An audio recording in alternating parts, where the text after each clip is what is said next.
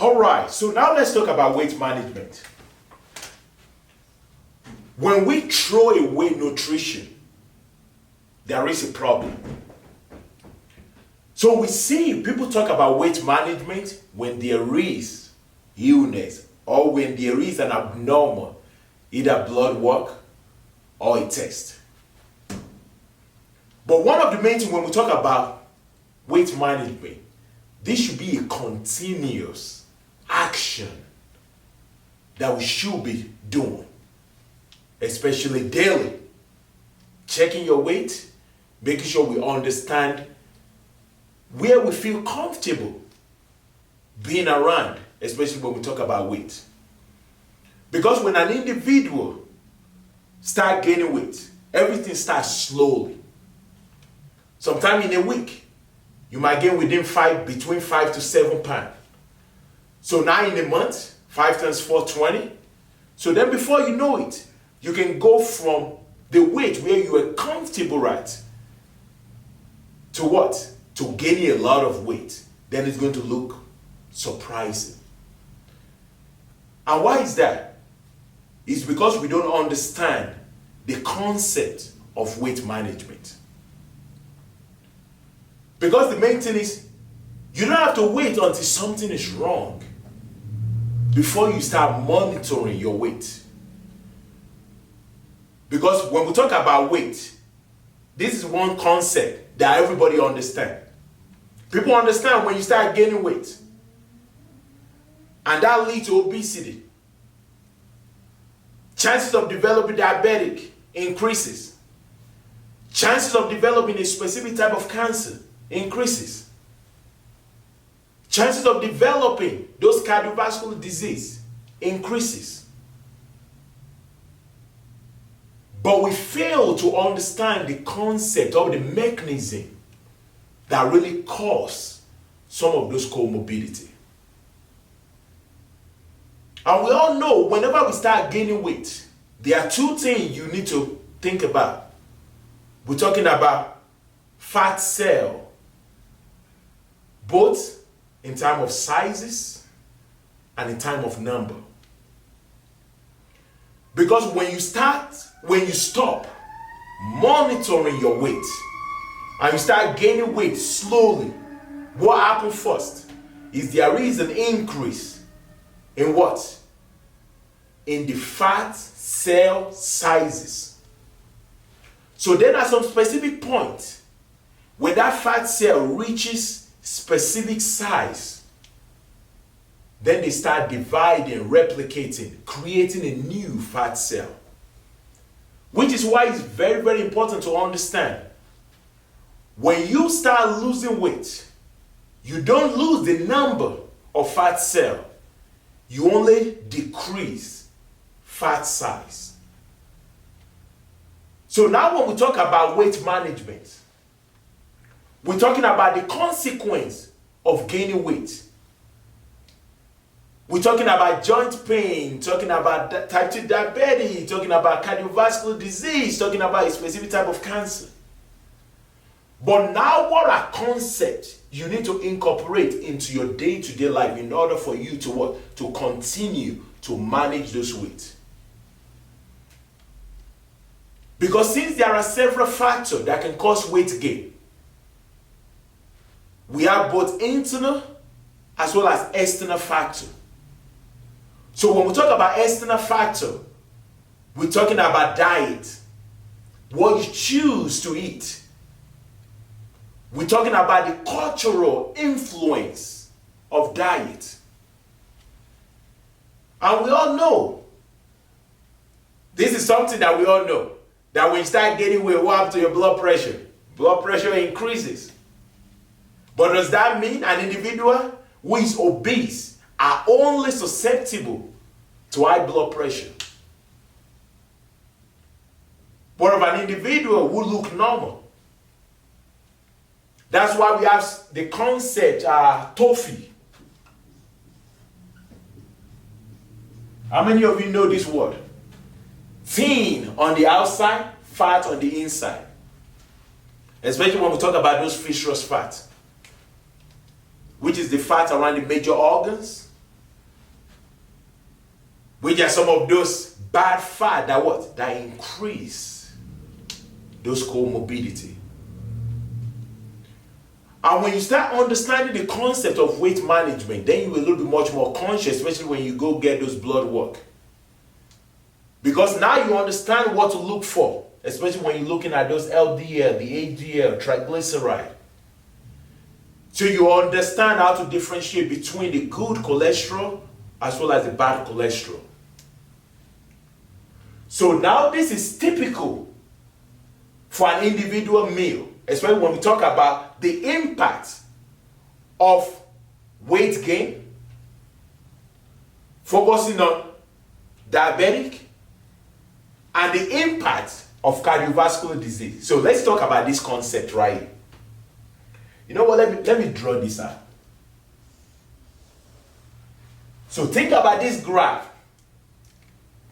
as regular individual meal for the day. Someone who is disciplined with their meal. So take a look. So on this side, we are going to call this side insulin. I'm just going to call that insulin response. And we all know where is insulin secreted. Inside the pancreas. So what is the purpose of insulin? Let's start from there. So I want you to think about insulin as a gateway to what? To take up glucose from the bloodstream. So think about bloodstream. I'm just going to draw this right here. Think about right here. And this right here, this is the gate. That's my gate right there.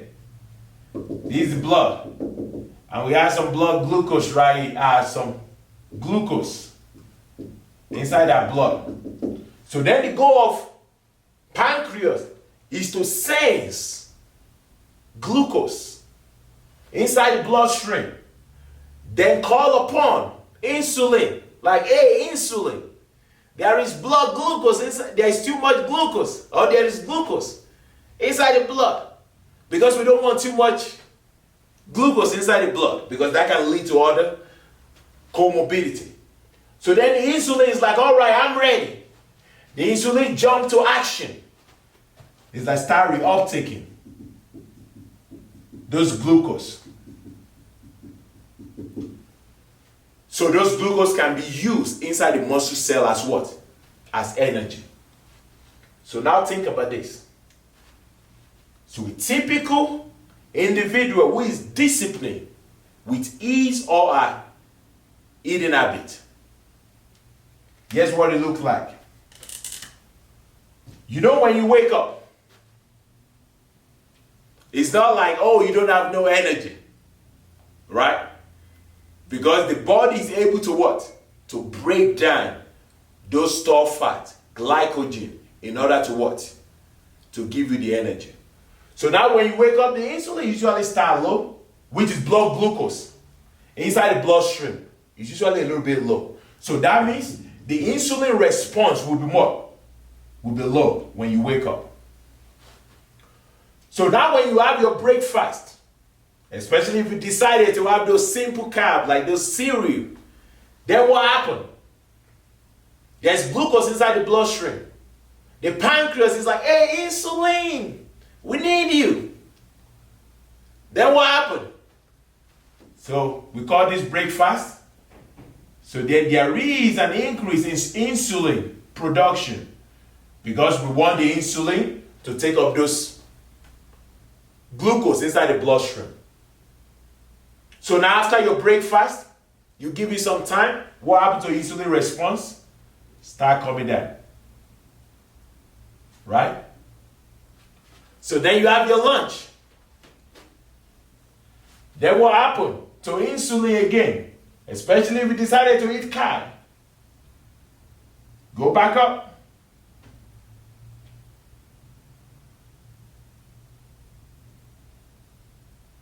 Then after your lunch, come back down. Then what happened after dinner? You ate your dinner, the insulin response come up again because they need to reuptake that. Then that's it for the day. So how many peaks do you have? You have 2 peaks. But you are able to nice and get those insulin production a little bit much more lower because you don't really need it that much. All right, but now, here is that typical insulin response for almost all of us.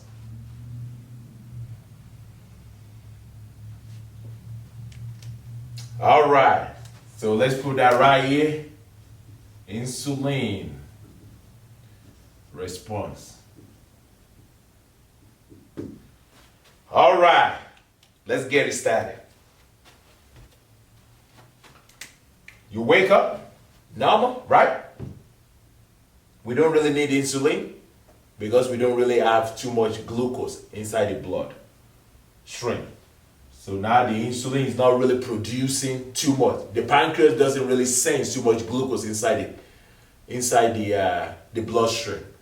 So then what happened? So when you wake up, it's nice and low, right? So you had your breakfast. It's like boom up, insulin production. I'm just exaggerating my graph. Don't worry about that, right? So this is breakfast. So then what happened? After your breakfast, the insulin start production or the need for insulin start coming down. But then what happened? You didn't allow that to come down. You're like, oh my goodness, I want some snacks. What happened? You eat that snacks. The insulin come back up. So we're going to put snacks right here. Right? So then after the snacks, the insulin start coming down. So then it's like, oh, it's lunchtime. I haven't ate anything today. They got lunch. Then the insulin is like, the pancreas is like, oh, there's another blood glucose inside the bloodstream. Hey, insulin, come on. Come to the rescue. So then you come back up again. That's your lunch. So then after lunch, you know, everything is convenient these days. You have your pop star, you have some of those candy. So now you add another snacks right here. So now there is another increase in insulin response because insulin needs to do its job in time of reuptake those glucose. So then after your snacks, what happened?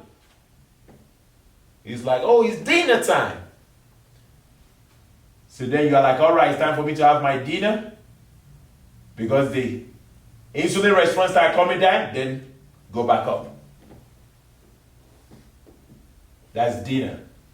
And we are not done. Because I know most of you watching me right now.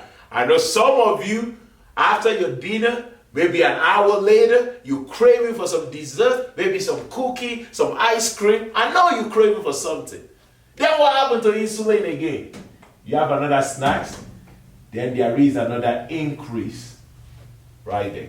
So now, throughout the day, think about all this peak right here. And this is the snacks period that changed the shift.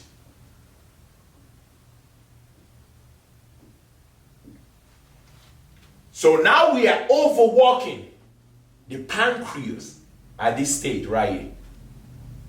So now let's take it back to weight management. So now when I eat right here, think about it. Insulin respond to reuptake that glucose so I can use it as energy. So now as the insulin response decreases, which I can call this some of my fasting period. Then what happened during this period? My body still needs energy, right?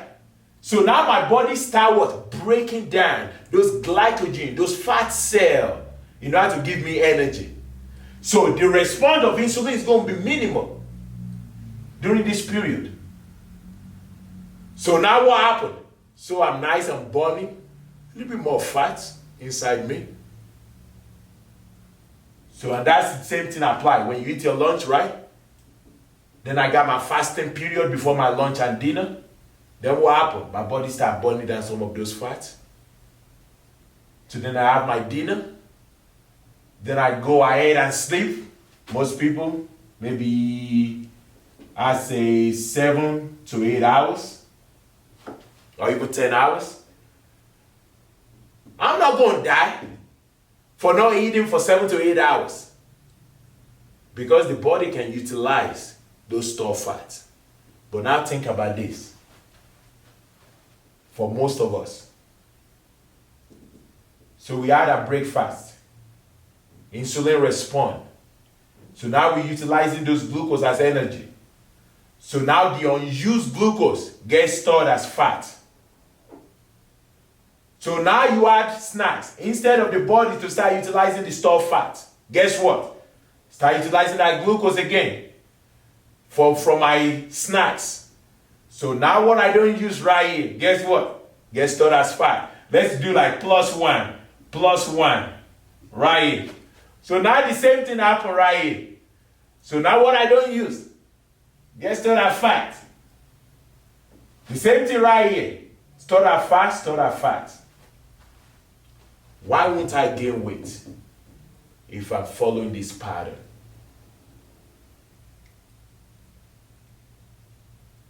And when we talk about weight gain, it slowly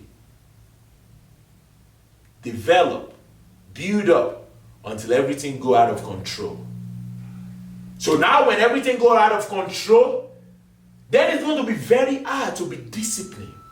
Which is why when I talk about weight management, this is not something you wait until something happens before you start worrying, before you start caring about it. It's something you need to be doing progressively. Because if I'm doing this progressively, then I'm able to nice and control how much task, how much work I'm giving to my pancreas to produce insulin every single time. Because we all know, so now let's take this right here to diabetic. So when we talk about type 2 diabetic, what is really going on with those patients or with those individuals? It's not about lack of insulin production. Most of type 2 diabetic really produce more insulin than regular people. But everything is all about insulin sensitivity. So now you can see I'm overproducing insulin because I'm not giving the pancreas time to rest. Because I eat breakfast, I got snacks. I eat lunch, I got snacks. I eat dinner, I got snacks. Sometimes we even got multiple snacks in between hours. So now that can lead to what? Weight gain. So then from weight gain to what? Insulin resistance. Which leads to type 2 diabetic. But now when we talk about over the insulin production, so now when we are testing the pancreas a lot of time, guess what happened? Before I tell you, think about this. When an individual is suffering from a chest tightness, what is one of those famous type of medicine or intervention usually recommended for them? It starts with N, followed by I, followed by T, nitroglyceride, right? What is the purpose of that? They serve as what? Vasodilator. Does our body produce something that looks like that? Yes, it does. Our body produces what we call nitric oxide. And nitric oxide serves as what? Vasodilator. So now, the overproduction of insulin can cause a decrease in nitric oxide production.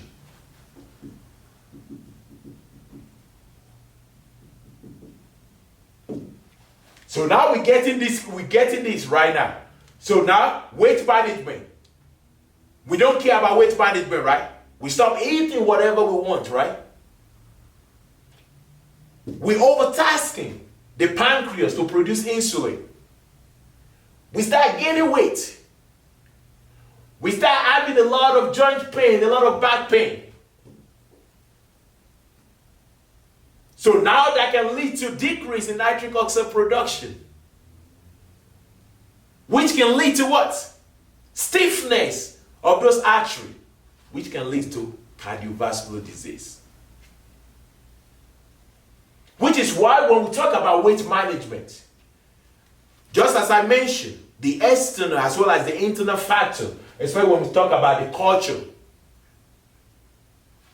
when we talk about advertisements, the availability of those convenient junk food, those dense calories. When we talk about social gathering, the social influence, events and party. When we talk about access. So when I talk about weight management, think about this. Most individuals often think weight management is just about exercising.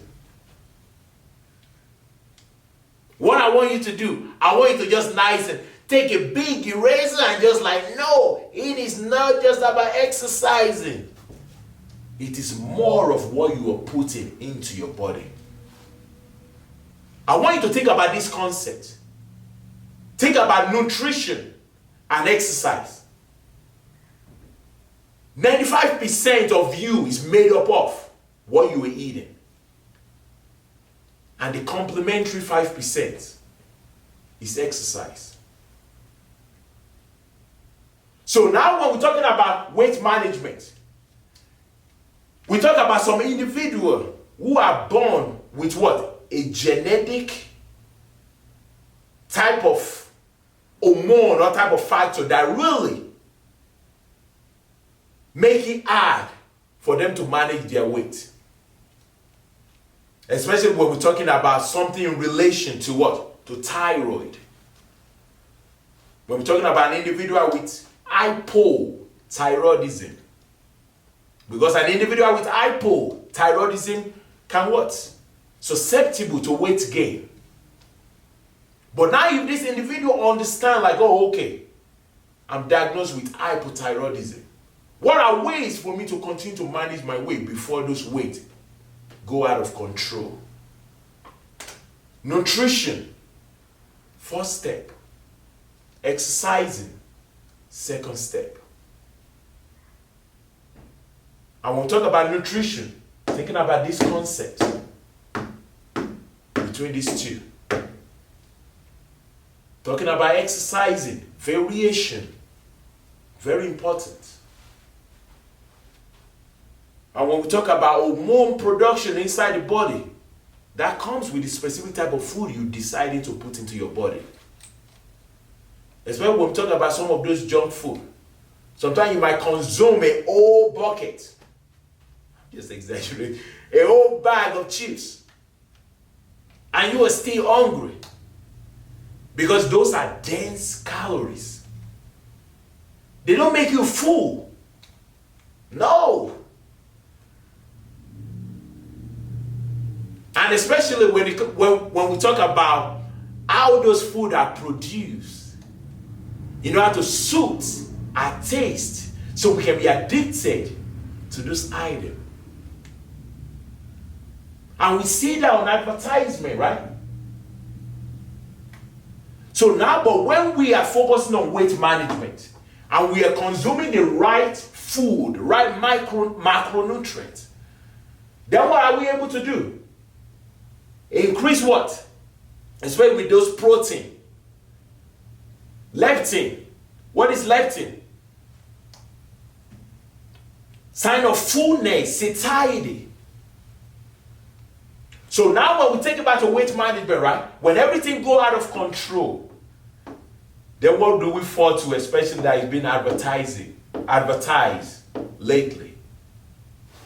Weight loss medicine, weight loss medication. And what is the mechanism of those weight loss medication? They're utilizing this. leptin, the GLP. So, but now think about this. Even without weight loss medication, if I'm on that weight loss medication, which is supposed to make me full, in terms of sending a signal to the brain from those small intestines like, oh, I'm full, right? Sending that satiety. But when I have to eat, even while on that medication, if I'm eating a lot of junk, what is the impact of those junk in my microbiome? What's the impact on my weight? So because something is forcing us to be disciplined because we don't want to practice this. And what do I mean by practicing this? I call that the simple intermediate fasting. So what do I mean by simple intermediate fasting? Think about this. So your last meal, let's go simple intermediate fasting. Think about this. So your last dinner, right? Dinner was at 6 p.m. So when I talk about simple intermediate fasting, I'm talking regarding to gap between your meal. So the simple one would be 14 by 6 or 16 by 6. So what does that look like? So if I do 16 by 6, so that means the next time I eat for breakfast, 12 hours, plus 4, 6, 7, 8, 9, 10. So that means my breakfast is around 10 a.m. So then from 10 a.m. to my lunch, I'm giving about 6 hours. Tell me if I won't manage my weight effectively. And this is what some of those weight loss medication is trying to do, whereby you don't feel hungry. And that is why it's very important when we talk about weight management, we're talking about education when it comes to nutrition. Very important.